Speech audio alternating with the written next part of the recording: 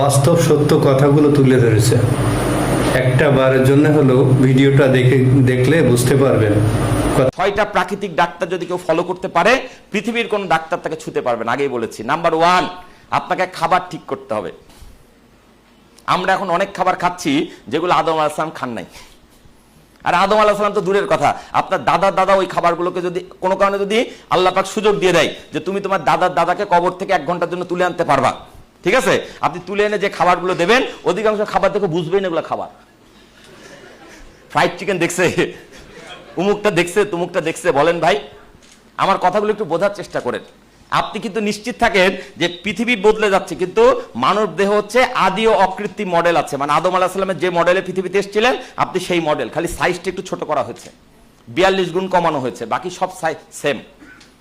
প্রকৃতির শুরুতে মানুষ যে খাবারগুলো খেয়ে বাঁচত সেগুলো হচ্ছে টাটকা খাবার এবং আহরিত খাবার। কথাটা কি বুঝাতে পারছি?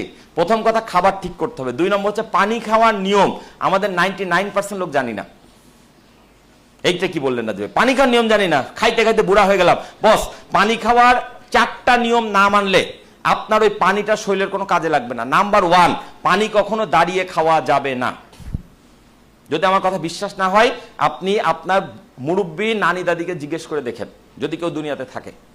আগেকার মানুষ এই জিনিসগুলো মানতো, এখন তো আমরা নায়ক সুলভ খাবার, এই খাবার হবে না ভাই। পানি কখনো দাঁড়িয়ে খাবেন না প্লিজ। পানি খাবেন সবসময় বসে। যদি দাঁড়িয়ে পানি খান আপনার কিডনি ক্ষতিগ্রস্ত হবে। আপনি জীবনে যতবার দাঁড়িয়ে পানি খেয়েছেন ততবার আপনার কিডনিকে সামান্য 0.01% হলে ক্ষতিগ্রস্ত করেছেন। বাংলাদেশে এখন প্রতি বছর 60,000 লোকের কিডনি বিকল হচ্ছে। কিডনি ডায়ালিসিস ব্যবসা জমজমাট। বাংলাদেশে এখন প্রতি 10 জনে একজনের ডায়াবেটিস। বাংলাদেশে এখন প্রতি বছর 2 লাখ লোক নতুন করে ক্যান্সারে আক্রান্ত হচ্ছে। বাংলাদেশে এখন যত মহিলার আঙুলে রিং পরানো আছে তার চেয়ে বেশি পুরুষের হার্টের মধ্যে রিং পরানো আছে। এগুলা কি খুব ভালো তথ্য? ভালো তথ্য? মহা খারাপ তথ্য। আপনারা তো উদ্যোক্তা হব করছেন, আরে ভাই একটু চিন্তা করেন, আপনি সুস্থ আছেন কিনা, আপনি বাঁচতে পারেন কিনা। ভাই, আপনি যদি যে কোনো জায়গায় ঘুমাইতে পারেন এবং যে কোনো কিছু খায়া হজম করতে পারেন তাহলে আপনি সুস্থ। তারপর আপনি উদ্যোক্তা হওয়ার কথা চিন্তা করেন। আর যদি বলে রাজীব ভাই সকালে কোথায় বের করতে পারি না, তাহলে খবর আছে। হাসেন না ভাই, আমি হাসানোর জন্য বলছি না বা ইয়ারকি মেরে বলছি না।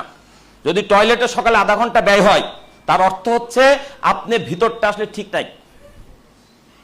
আপনার উদ্যোক্তা হওয়ার স্বপ্ন দেখতে পারবেন, উদ্যোক্তা নিয়ে প্ল্যান করতে পারবেন, ওই উদ্যোক্তা শেষ মধু আপনি খাই যেতে পারবেন না। ওই উদ্যোগ বাস্তবায়নের আগে আপনি নাই হয়ে যাবেন বস। আমার কথাগুলো একটু বোঝার চেষ্টা করেন।